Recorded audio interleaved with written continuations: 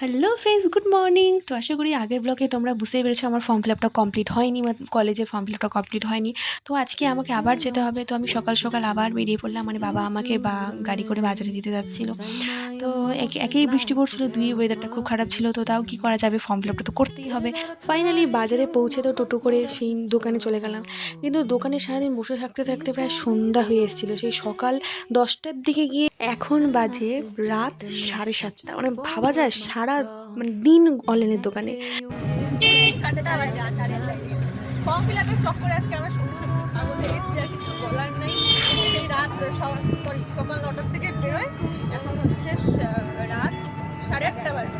মানে সত্যি মানে টোটোতে আছি আর দুজন মিলে, আর এই যে রাস্তায় মানে ভূত, মানে তাহলে কিচ্ছু দেখা যাচ্ছে না। জাস্ট কি বলবো বুঝতে পারছি না, ভালো লাগছে না, ভালো লাগছে।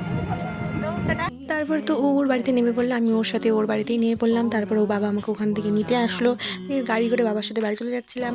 তো আজকের ব্লগটা এখান থেকে, আশা করি তোমাদের ভালো লাগবে। আর নেক্সট ব্লগে আবার দেখা হবে, টাটা।